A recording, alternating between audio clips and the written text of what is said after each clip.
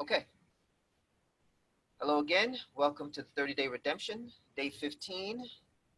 I am Kashab, and with me I have my co-host Rafaela, and we are hosting a presentation today called Eradicating Cancer Naturally.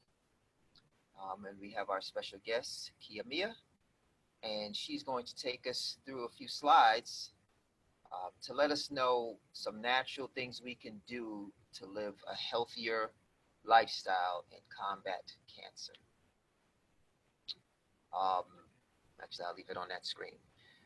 So again, just for anyone that's new to our presentation, the 30-Day Redemption's goal is to help people who are quarantined or people who work from home or people who are at home find something every day for 1 hour that would help to feed their mind, their body, or their spirit. We spent 10 days on the mind, and we have some very good videos that if you would like to see, you can go on Facebook, type in 30-Day Redemption, and follow the fan page. And there is right now about 14 videos, 10 of them pertaining to mind, 4 of them pertaining to body. And today is our 15th day, and we're going to look at the body from the perspective of cancer. So we have another 5 days to go of body, and then we're going to go into spirit. So this 30-day journey is about the total you, mind, body, and spirit. And we hope that you enjoy our presentation. So what I'm going to do is introduce our guest, Mia. She's going to share her screen and show you guys some things that I think will be very, very beneficial to you. So Rafaela, would you go ahead and introduce Kia, bring her in, and start the presentation?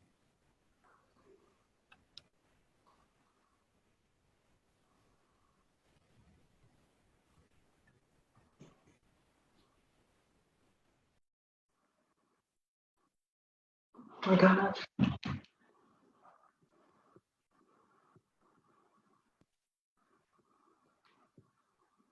Hello? Yes, Kia. Hold on for 1 second, Rafaela. Would you be able to pull up her presentation? Share the screen, and then Kia, you can take us along the journey. Absolutely. And I didn't get to properly welcome you. Welcome to the presentation. Look forward to hearing what you have to say.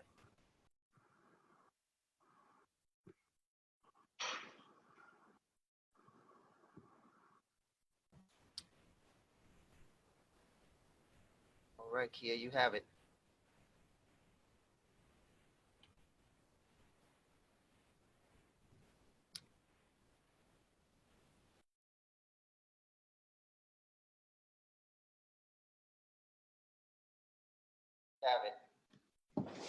Okay, can everyone see the screen correctly? Yes, we can.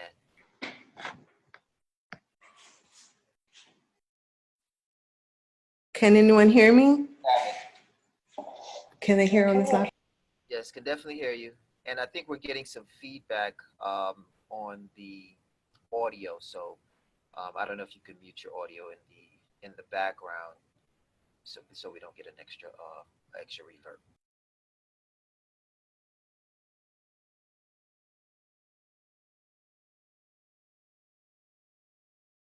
I don't know if you could mute your audio in the background, Can I so turn we this don't up? get an extra reverb.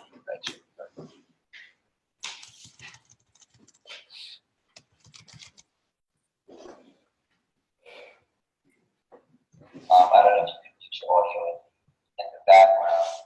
Can I turn this up?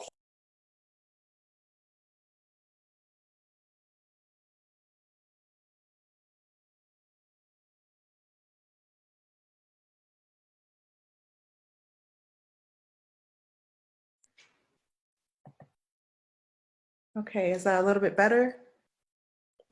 Yes, I wouldn't know if there's a feedback until I speak, but sounds good.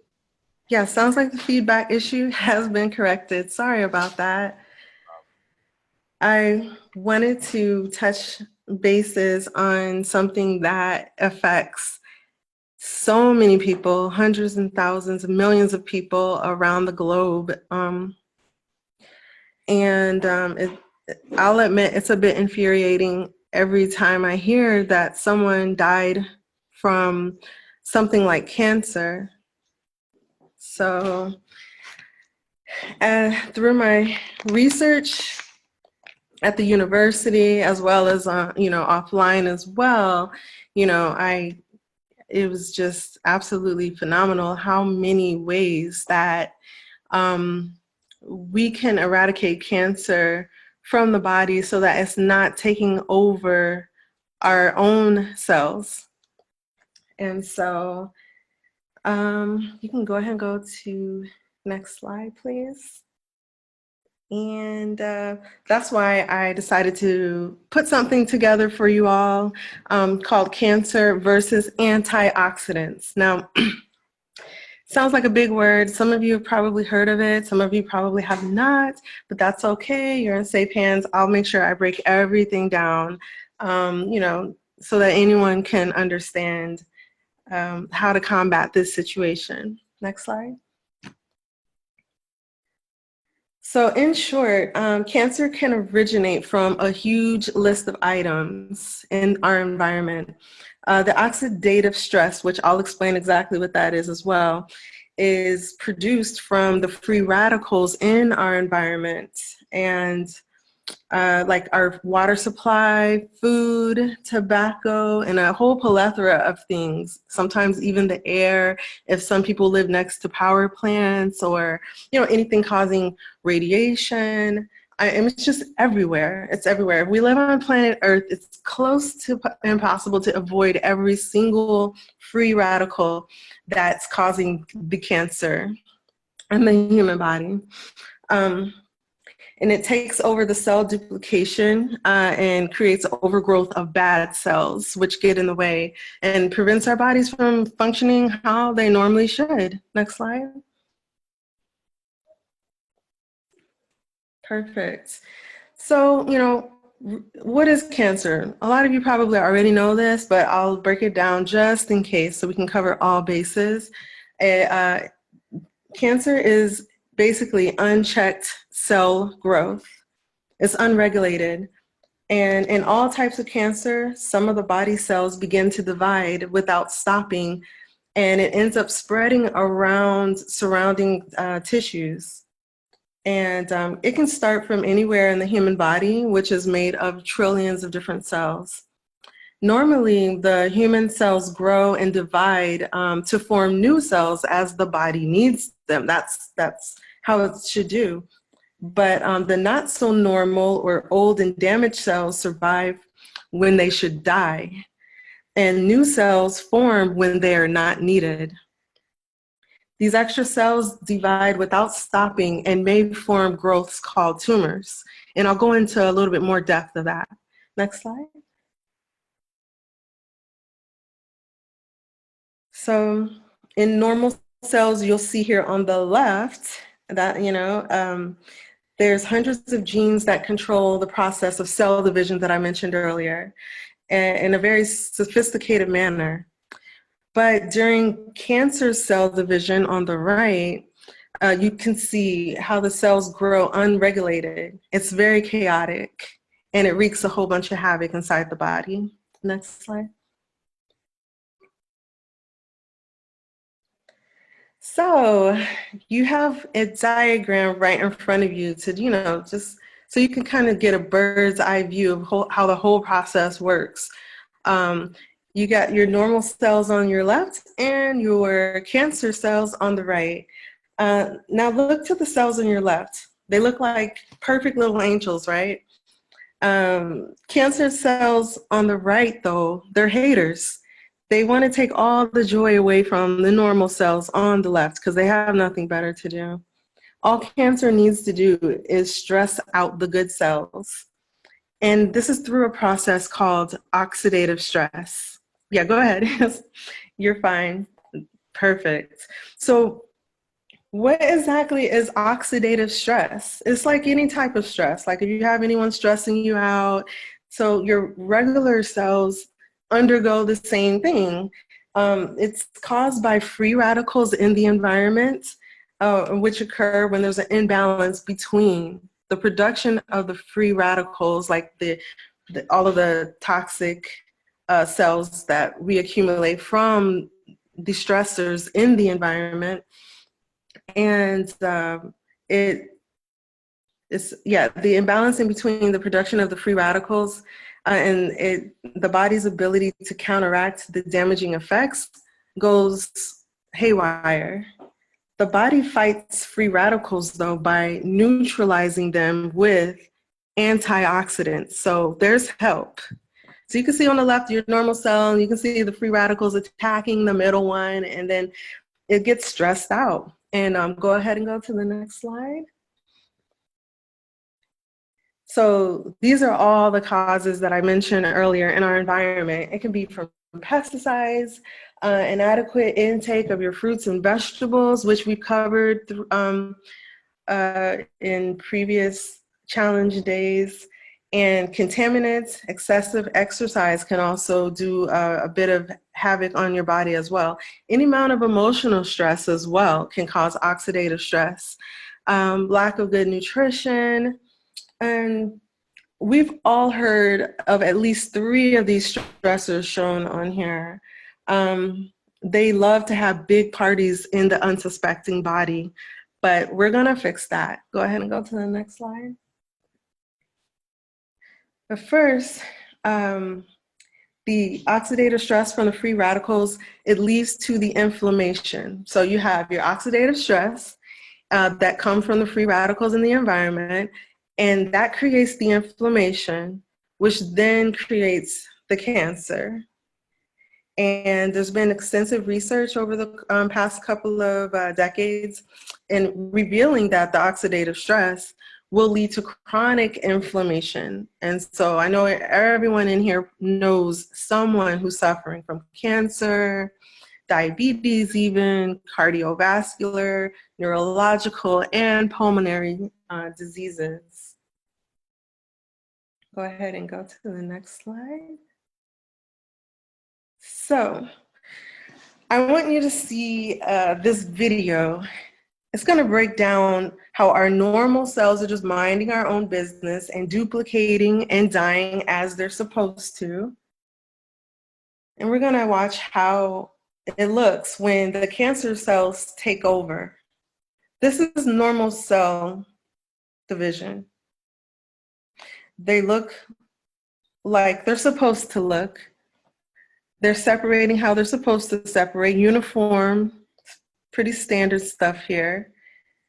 And they're dying to make room for the new cells. That's normal. But now this is the cancer cell division. Not so pretty. And it's causing the body, it's caused by, the body being invaded by the free radicals that I mentioned. You'll hear me say free radicals several times until it sinks in, until you get used to it, because you need to watch out for them. So you see they're on top of each other. They're taking over your normal DNA. Not so fun. This is day 1. In comparison, on the left is normal cell division. On the right is cancer cell division. Day 2.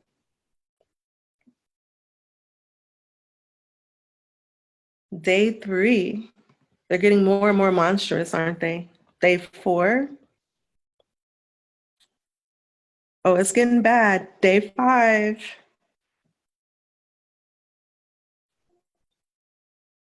Yeah, big difference there.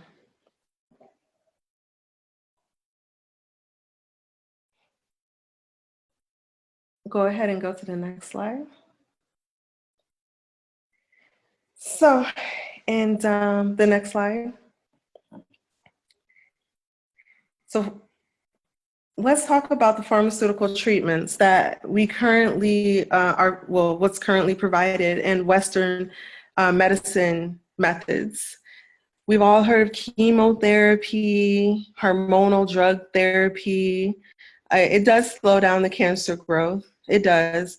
And chemotherapy does as well. The problem is it destroys all your good cells along with the cancer cells.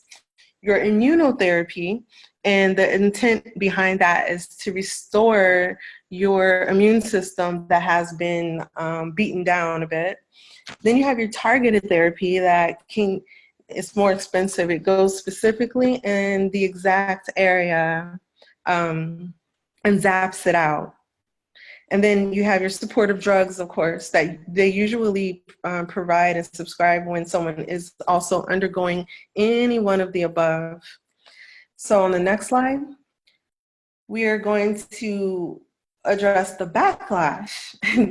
Let's talk about the pharmaceutical treatments they might kill the cancer sometimes, but if you've ever known anyone that was undergoing chemotherapy, hormonal drug therapy, immunotherapy, targeted therapy, all the above, what's it like? They're usually very weakened, right? They can barely even walk sometimes. They lose their hair. It's pretty nasty. It's pretty nasty. And nobody wants to see their loved ones going through that. And then on top of that, we're dealing with the emotional trauma involved with just seeing your entire body breaking down, just so that these pharmaceutical treatments can kill the cancer cells. So far, there are no studies and no therapies and treatments that will do its job without breaking down the entire structure of the human body so far. Next.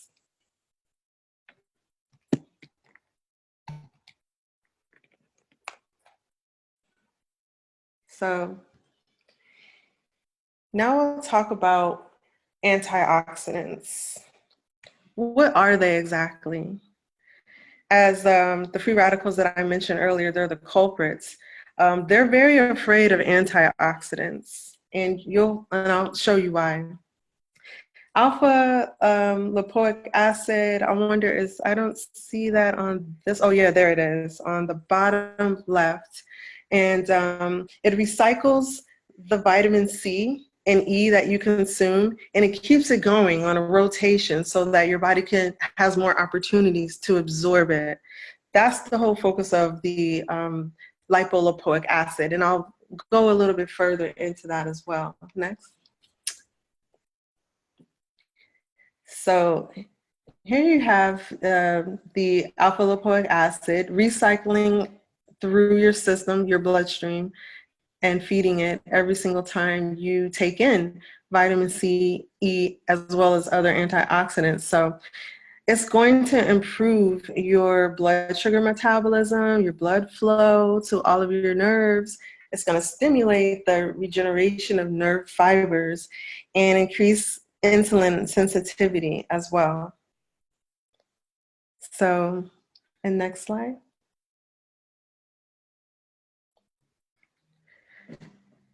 Glutathione is one of my absolute favorites of all of the antioxidants because it is the #1 antioxidant in the world, because our bodies make it naturally from childbirth and growing up. Your body continues to make it. However, the older we get, the less our body produces it on its own. So we need a little bit of help. And there's different ways to do it. We can supplement it, or we can get our antioxidants from food. And so glutathione, it prevents the rise in plasmas, and I'll try my best not to put you to sleep. Just know that it gets the job done in increasing your immunity and makes it strong, tight. So even if it doesn't even have to be cancer, everyone should be taking glutathione every single day anyway, because it is also anti-aging. It slows the aging process. When we're born and we begin to make the glutathione without realizing it, it's what keeps our bodies, first it creates a lot of growth. It enables us to grow. And then when we stopped growing, it keeps us kind of in a state of homeostasis, and delivers it, what it needs to prevent aging as much as possible, even though we're getting combated left and right from the oxidative stressors, as we mentioned earlier, in our environments. But the problem with that, as we get older and our body starts reducing less and less, that's when you'll start to see premature aging and cell breakdown in manners that are completely ineffective. Next. So you can either supplement it through a certain type of liposomal glutathione, which there's a lot of stuff out there in the market. Just be careful. If they're selling you glutathione pills and they don't say liposomal on there, it's a waste of money. You're throwing your money down the drain. And the reason why that is because the liposomal delivery, all that means is it's able to pass your digestive system and absorb into your bloodstream. The digestive system destroys glutathione. So if it's unable to skip the digestive system and go straight into your bloodstream, they're just taking your money and you're not getting the effects of glutathione. They also have glutathione injectables that a lot of the rich and famous and elite they use. They just go straight to the clinics that inject the glutathione straight into their bloodstream. And if you want to skip all that, that's why you can either use liposomal pill supplements that I referred to earlier, or my favorite, you can get it from food. You have your cucumbers, almonds, there's a whole list on here. I'm sure you see something that you like, maybe even some items on Dr. Sebi's list, the spinach, not so much broccoli, even though it does have a lot of glutathione in it. Avocado is another good one overall anyway. So most people listening today are already eating properly for the most part. So chances are you already have a lot of this in your system to begin with. And next, another good antioxidant treatment. Everyone probably already has this in your cabinet, vitamin C. So vitamin C, right? They have two versions of it. It's either going to be a synthetic man-made version, which is what you mostly see in grocery stores, pharmacies. Who else has GNC? But again, it's synthetic. It's not from a whole food source, which is really what you want. You want to get it from your Whole Foods, like acerola cherries. They sell those anywhere, but I like to get mine on Amazon. It's a powder. You put it in your shakes, and you're done. And as you can see, it improves your blood sugar metabolism, and it gets all the blood flow to the peripheral nerves, just like glutathione does. It's easier to get your hands on it. It stimulates your nerve fibers, and therefore scaring all those free radicals away and breaking up that happy party. Next. So to recap, right? Once you introduce your antioxidants, like I'm sorry, go to the next slide. Go up, previous slide. Previous, and that's okay, it's not in there, but that's okay. And go to the next, and one more. Okay, so I just thought I'd put a list on here of other herbs and foods on the previous slide. There you go, that we probably already have in your cabinet. So if you do, then you're already doing your job and protecting yourself and shielding yourself from the free radicals in the environment. Like I know I like garlic. I like to do a lot of berries. I probably pour a bunch of turmeric and other curries and sometimes even cumin in my stuff anyway. Oily fish, and if you don't like to do the fish thing, if you don't trust the source of the fish, you can get it from your omega-3 supplements, as a backup. Some of you love hot food, so chili peppers. I guess the main thing here really is to avoid processed foods, like the ones that have the sugars, the white sugars usually, your bleached white sugars, alcohol, the white rice. Wild rice is the best option, of course. Any white flour, and they're white because they've been bleached and they've had their nutrients taken out of them. The pastas, the gluten, all of that stuff that tastes really good when we were a kid, not so much good when, especially as an adult, because after years and years of consuming that stuff, right? But processed foods is the main culprit of, it's just the quickest way to get these oxidative stressors, aka free radicals, into your body to create those cancerous cells. Next. Yeah, and that's just some more like herbs and plants that you might already have on your shopping list. Next. So, as opposed, oh, there it is. Yeah, you can go past that one as well. Yeah, there we go. Thank you. So, as opposed to the pharmaceutical treatments, which we discussed earlier, there are also some natural treatment options that you have out there.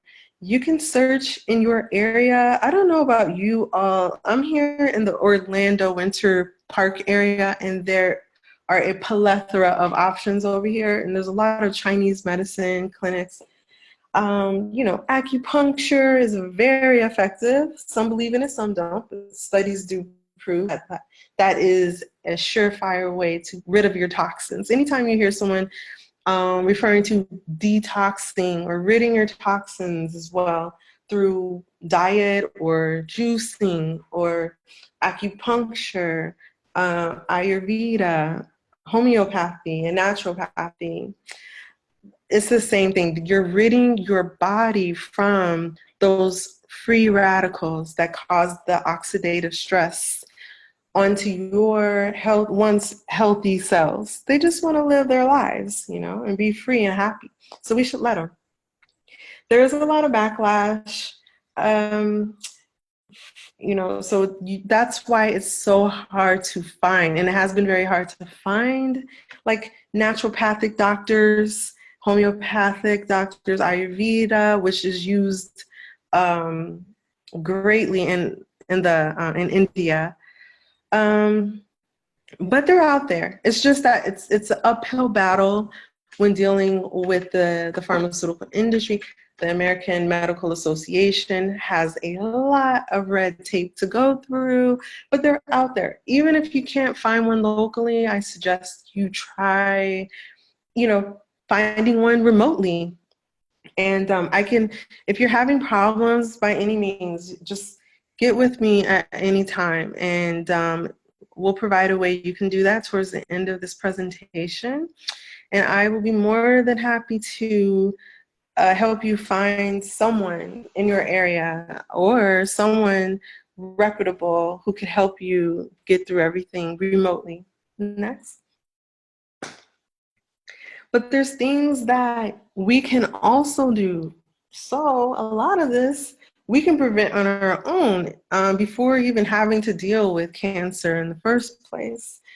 By now you've already heard of we all need to eat better. We all need to exercise, get enough REM sleep.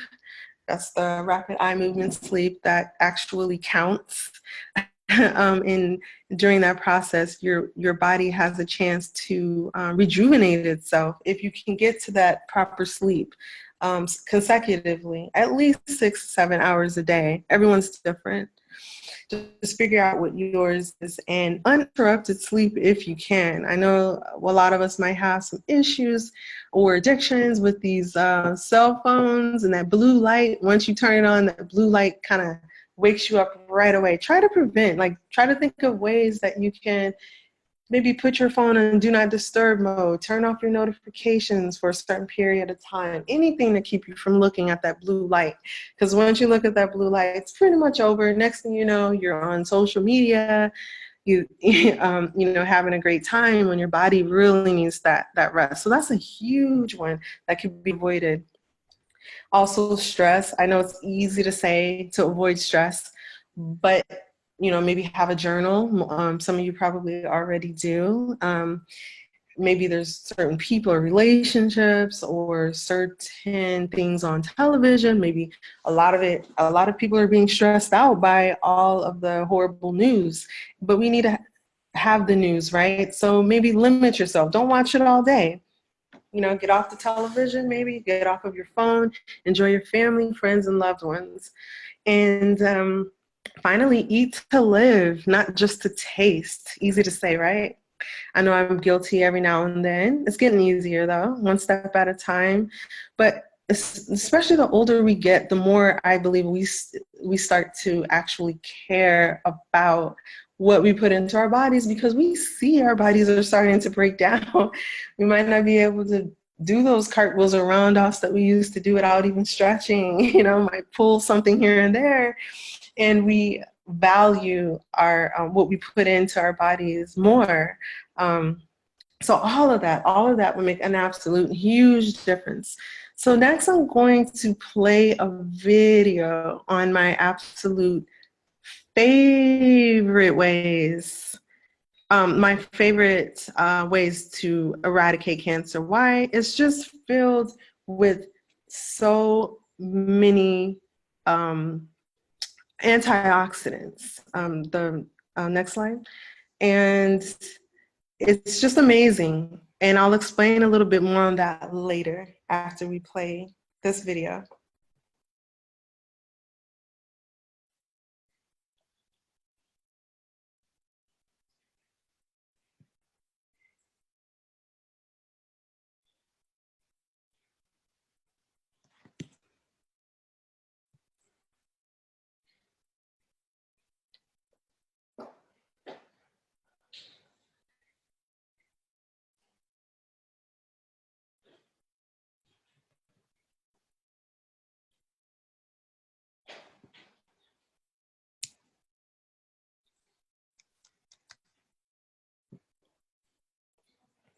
Well, I don't know if you can hear the sound, but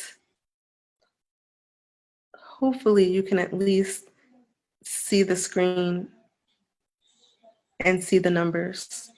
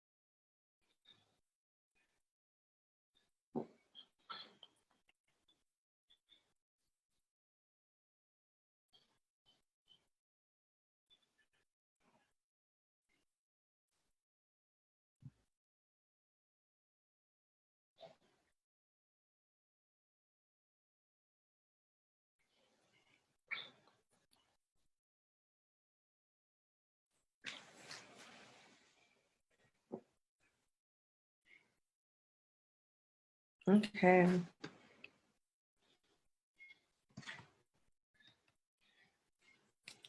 Okay, hopefully I don't know if anyone can tell me, could anyone hear that video at all? We did.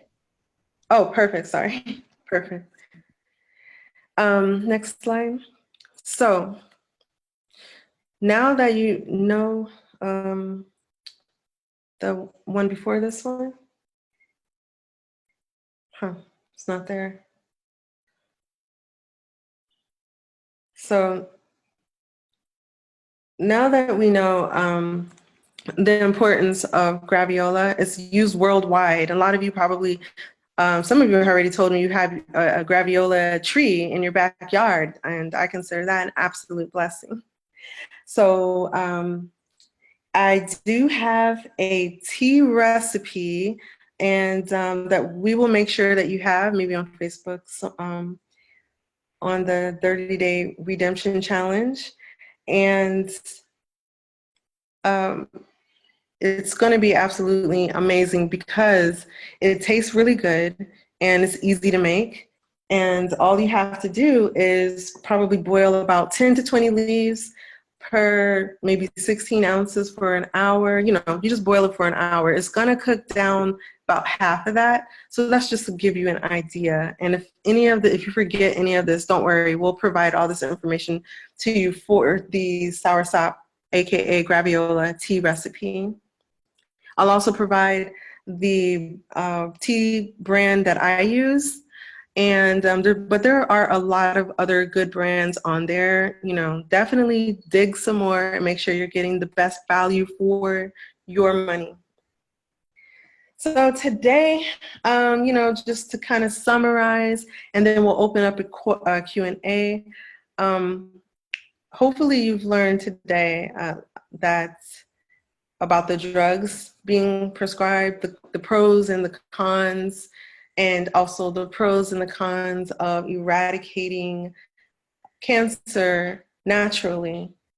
The reason why it's such a big deal is because antioxidants doesn't kill all of your DNA the way that chemotherapy and pharmaceutical treatments handle cancer, which makes you so weak. It just simply goes after the free radicals. That's it. And it leaves your DNA intact. It's just really astonishing how many of our Western doctors, they are not really on board just yet, although I have seen more and more, you know, reading and educating, you know, on this topic. And every now and then I've seen some maybe give some advice on what you could also do at home through your nutrition. So it's a start. It's a start. Cancer, it threatens human life on an enormous scale globally. The cases are increasing without real solutions to cure them. And of course, all the drugs that we discussed earlier, it's unable to bring it under control. People who have gone through chemotherapy, it, you know, God forbid, comes back sometimes. Why? Because the root cause is not being addressed. It's kind of being covered up with a Band-Aid. So if you have a stressor in your environment that's causing these free radicals, aka the cancer, to develop and take over your cells, what is it that we're doing to create that environment in the first place? And is it something that we can do on our end to prevent that environment? That's the only true way to either prevent it, eradicate it, or never go into remission again. I'm no doctor. I have to put that disclaimer out there. I do have degrees in this topic, but I do have to let you know everything that I'm giving you is my opinion and things that I've read about and through studies, double-blind studies that have proven the effective use of antioxidants to combat cancer. So, although I can't cover all of the information in this presentation, I was definitely and am excited to come forward with it in hopes that either you or someone that you care about can benefit with this knowledge because it's not yet mainstream in our country. And I really hope that I believe that that will change one day. Next slide. Next slide. So of course, as with any research or any of this information, I highly, highly, highly encourage every one of you to please do your own due diligence. Please don't just take what I'm saying or what anyone else you're saying, not even your doctor is saying as 100% absolute. There's always more information to learn. We never stop learning. Please read on this subject as much as you can if it's affecting you or someone in your life. And that's the most important. Next slide. Here's some more references that will also be made available to you as well after this presentation on Facebook. Very important. This is just to get you started. These are the references that I use to compile this information for you today. But there's a lot more out there. So does anyone have any questions? Have I bored you to death? Is there anything maybe I left out? Hi, Kia. Thank you for the info. Absolutely. I do have a question. I have a couple of questions. Mm-hmm. In regards to the cells, do the dead cells need to be eliminated? Yes, and the dead cells are eliminated. That's just the normal process of cell division with our normal cells. Now, what happens if they're not? If you have like a cluster, Mm-hmm. and how do you get rid of the cluster that doesn't leave the body? Right. Rather than doing surgery or removal, stuff like that. Yeah, so that's when you get your tumors. Like, the video that I showed, the first video I showed earlier where it had the normal cells on the left and the cancerous cells on the right. The ones on the right was doing exactly what you're talking about. It just grows on top of each other and wreaks havoc. And the doctors, that's when you see the surgeries where the doctors do have to surgically cut that out. If it gets that bad, they do have to cut certain things out. Like if you see some people with huge tumors on the side of their neck and it's preventing them from breathing or from getting around, putting their clothes on, or maybe a huge tumor on one of their limbs or anywhere, then surgical intervention is definitely going to be the next step to get that overgrowth of cells, those cells that were supposed to be eradicated from the body. They were supposed to divide and then make room for new cells, die out when their cycle was up, and they didn't. So then obviously the person needs to change their diet or, do something to help that process of elimination, right? Yes, absolutely. Okay. Absolutely. I know someone who had, my dear friend actually had stage 4 cancer in one of her breasts. And so they scheduled her, for surgery to remove it. And I told her about this information, and I encouraged her to read about it a little bit on her own. She was able to make a deal with her doctor that if they could just push the date 30 more days and she was going to do something. And that's when she particularly used the soursop tea method.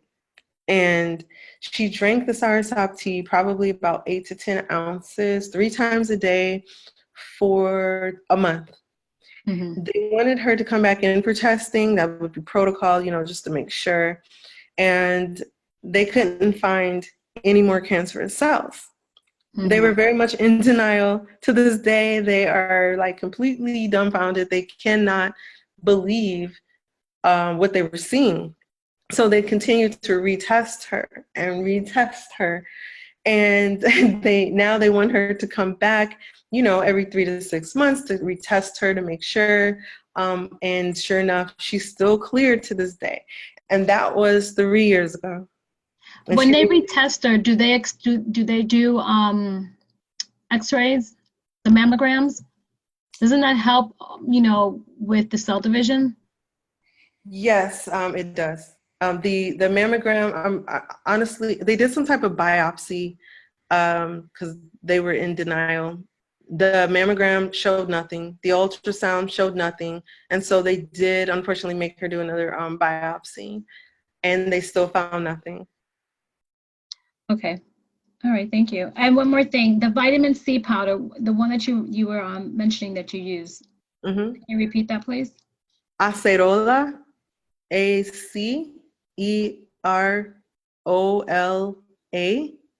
It's from cherries, and it's really, really wholesome. Okay. I'll check that out. Thank you. Mm-hmm. Definitely. I have a question. Oh, I'm sorry. Absolutely. Rel, go ahead, Rel. I'm sorry. Okay. Hi. Thank you, Kia, so much for that presentation. I have one quick question to your diet. Uh-huh. I'm a big meat eater, so I'm pretty good about my lunch and dinner eating fish and everything, but a lot of the foods that you eat for breakfast are processed foods, like the sausages, whether it's beef or turkey, sausage, bacon. Do you have any suggestions? Because that is the meal of the day, so. Yes. Our presenter, what was it, yesterday? She made the vegan meal. Looks phenomenal. Yeah. She would, I know there's a way to get in touch with her on Facebook. Vegan isn't 100% necessarily, although I am a huge supporter of vegan diet because of a whole lot of other reasons. Main thing being that we, at this point, these businesses, the meat industry is not really regulated as much as it should be, and they are still getting injected. They don't have to put things on labels. Meat is just not processed the way that it was how many days, I'm like, how many centuries ago. It's more chemicals than anything. They're allowed to sell us cancerous meat as long as they cut it out. I mean, it's kind of like a eat at your own risk type of thing. There are so many ways. I have not had meat in maybe 4 months now, and then I also went a whole 2 years without it. Once you start finding your alternatives, you'll see just how much you just don't miss meat, because meat also it drags your body down. That's where you hear people talking about the itis and they're so sleepy, and it's because. But one thing to keep in mind that that motivated me anyway was when you're eating meat, you're eating recycled protein. When your body consumes protein, it has to break it down anyway before it could even absorb it. Your body will not absorb protein. It's going to absorb, the protein is going to break down into various amino acids. Then your body will absorb those amino acids. And the animals that we're consuming, they have already done that. And so that's why I say it's all of meat is recycled amino acids that our body needs after they break down the protein in the first place. But the meat industry had a field day before social media even existed back then, while they were building their empire. So there's a lot of disinformation out there. There is. I do have one like tip as far as meat that I found. It's called Beyond Beef. I love it. Love it. There's a whole bunch of other meat alternatives out there. Maybe someone else can chime in on their favorites. Mine is plant-based. It's called Beyond Beef. It looks like beef. It feels like it, and it tastes even better than, in my opinion. It's a really good one. I appreciate that, because I know my one son, he gave me a list of some of Dr. Sabi things, and my other younger son, he's actually vegan. Well, every year he increases the days, so it's probably up to 6 days or 5 days now. So they try to help me, but in the morning I would do it. I just don't know what to substitute it with, and I really do want to be conscious about, more intentional, because I can easily stop eating meat and things, but I need to know what alternative, to fulfill that desire. Yes.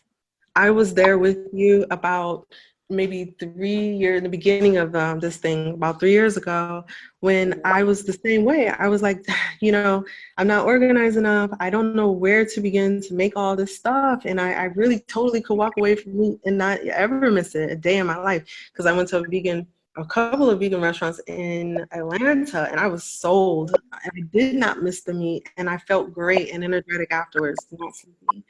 Oh, Um, that's a suggestion. yeah, like I remember my niece. She makes meat from walnuts and some spices and things like that. YouTube is your best friend. Just Okay. find soul food vegan recipes. Start there. Like um, YouTube has them. I mean, there's just so many people that have already been on this journey for a while now with so much to offer, and it's just all you do is you take your favorite thing you love to eat and replace it with a meat alternative, or replace it with a flour or plant-based alternative, and start from there. And I thank you. I'll definitely do that. I just needed a little bit of, more direction on it. Because you're Yes. so thorough today, I was actually snapshotting all the screenshot.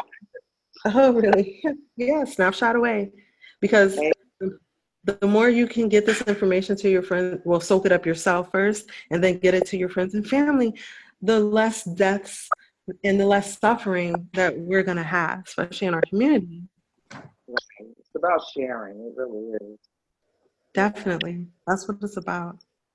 I thank you so much. Yes, you're welcome. Thank you for your question. I see other things in the chat. Are there any other questions in there I can't see?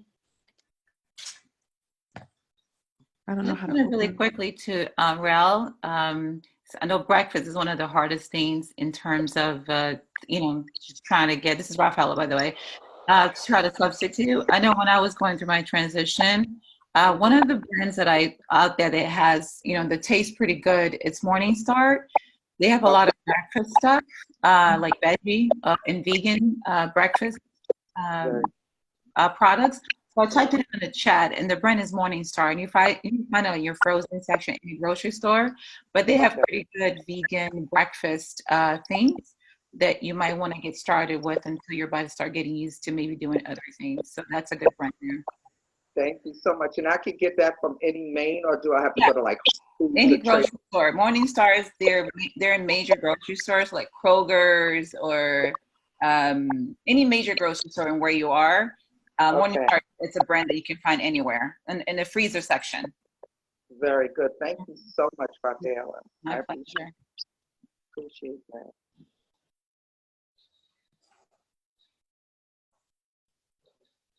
Yeah, are there any more questions out there? Hear me? Yes, I can hear you now. Okay. In regards to anger, I read in a book about 4 years ago that anger is a source of cancer. Mm-hmm. Consider anger one of those free radicals, or is there another label, or is that claim based on your research validated that you can actually Yes. have so much anger that you can actually cause? I guess anger will tie into stress. Can you speak on that a little bit? Yes, absolutely. Yeah, you got it. Just like earlier on one of the slides, it discussed stress, and that's in the same boat. So what it is, anger, what you would call it, is an oxidative, it provides the oxidative stress that takes over and turns the cells. It disallows your regular cells from doing its job. That's one of the oxidative stressors that we mentioned a few minutes ago. Absolutely. Anger, resentment, unforgiveness, all of those things are toxic. It's still a toxicity inside your body. And it helps to create the free radicals that then in turn develop those cancerous cells that are out of control. So counseling anger issues, to counsel and dig to the root of the anger issues, there would have to be a bunch of inner work there. But if whoever is experiencing this type of expression and doesn't know quite how to control their anger or process their anger into a more positive channel, there are a whole bunch of resources out there. That's beyond my scope as far as, resources. But I know that we all know that they're out there. So definitely tap into that. If you're dealing with any of those issues, any psychological issues that's creating a stressor on your body, on your DNA, it will affect you if left unchecked. Very good. And the second part of my question, and Yane, I'll just let you go right after me. Um, it would seem like from the stressors and that slide that you showed, when we speak about the hood, for example, it seems like the hood has built into it at least 4 out of those, I believe is maybe 10 or 12 items that you had. Mm-hmm. So it's almost like, especially now as we speak about COVID-19 and they speak about pre-existing conditions. Mm-hmm. Like the pre-existing conditions are built into the hood. Yes. Their cancer or being cited as someone who is more susceptible to COVID-19. It seems like your environment and your condition and your defaults cause you to be most susceptible both to cancer to COVID-19. Yes. That, Yes, absolutely. More, I'm sorry, was that the end of your question? that was the end of it. You're absolutely right. There's a lot of habits as well as the environment, like the smoking thing, the alcohol thing, that you'll see in a lot of those areas. Diet, there's a lot of what we call food deserts in lower socioeconomic environments, like, all the fast food, the churches, Popeyes. You hardly see any Whole Foods in Trader Joe's or, natural mom and pop markets. And it's mostly McDonald's and all the worst stuff that we're not supposed to be eating on a continual basis. Also stress from those types of, environments, the stress that comes from it. The contaminants like in the water, look at Flint, Michigan, the lead, just so many, the fluoride, the unchecked, all, so yes, there's a ton of exposure to toxins in those environments. More the reason to protect and shield one's body. If you can't get out of those environments and you have to stay in those environments a little bit longer, you can still do a lot of things to shield your body and therefore protect your DNA with the things that we discussed earlier, through your diet, through not smoking every day, through not drinking every day, all of those things that are removing your immunity. And you can the supplementation. If you can't exactly get your hands on those types of foods, you can definitely supplement. That's my plan B go-to. I eat as much glutathione as possible, vitamin C with the acerola, any whole food. If you can get your vitamin C from, that would be your go-to, because that is going to make a huge difference in those environments. You can still shield yourself from it, I guess is my point. Did that answer your question?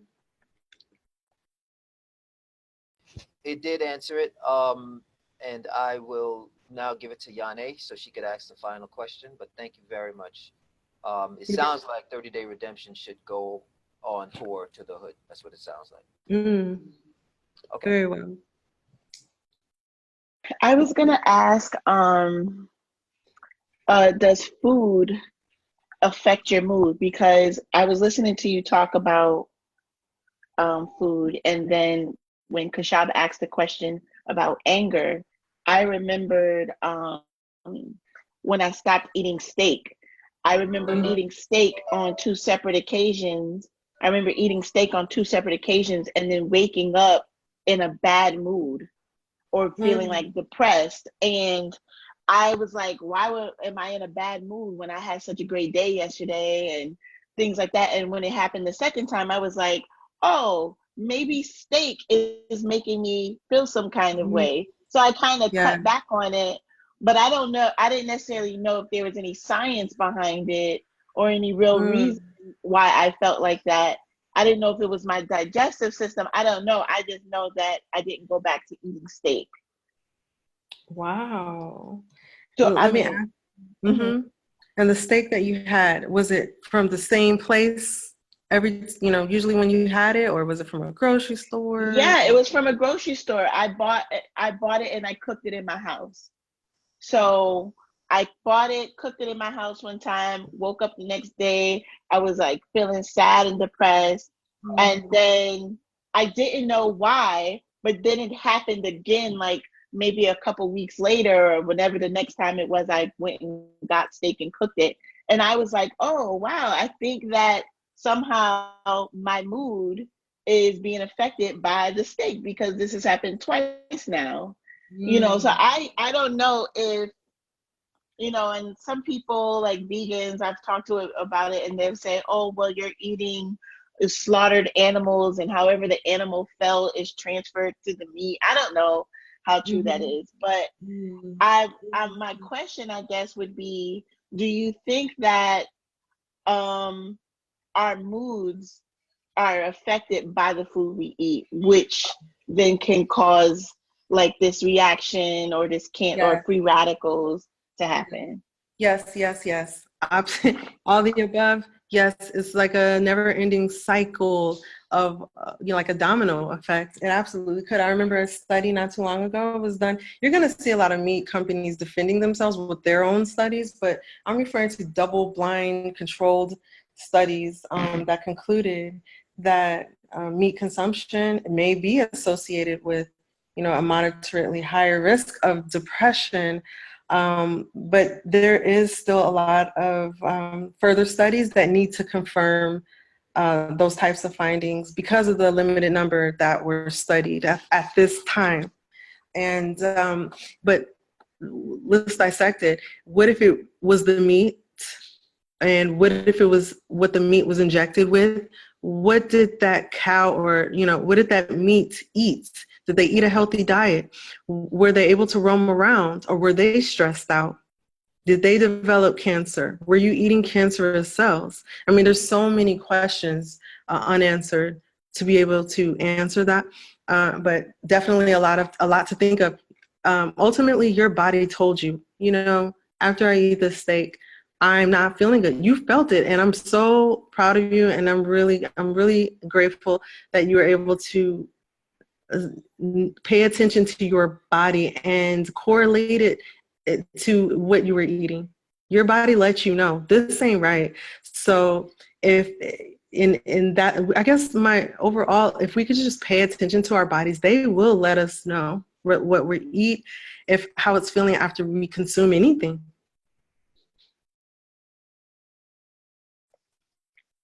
Yeah, so that was a really good question. Did I answer it fully? Yes, and thank you. I agree. I instead, I mean, I haven't stopped eating meat. I just stopped buying steak. So now I eat lamb more so. Okay. So if I'm ever in a mood for a steak, I'll eat lamb. I don't have that reaction with Mm. lamb. Mm-hmm. Um, Okay. but yeah, I couldn't tell. I didn't know whether it was the meat or if it was Mm. my digestive system not really Mm-hmm. handling the meat well.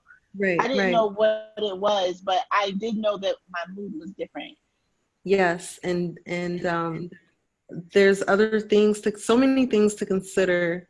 It could have been the brand, how they treated their animal. It could have been your blood type. That's a whole nother discussion, but certain people with different blood types need different nutrients and reject certain things as well.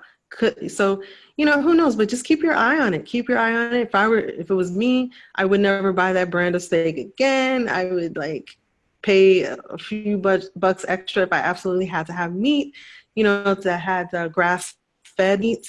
You want grass fed because they naturally eat grass if you're going to eat it. You don't need cows or animals that are eating GMO corn. or living in a pigsty that's not being cleaned out. It's just check your sources, but I'm glad you're paying attention. Excellent, excellent. Kia, thank you so much for a very informative presentation. Of Um, course. we hope that everyone was able to glean something. Of course, there'll be a replay, and I believe you mentioned you would provide the slides.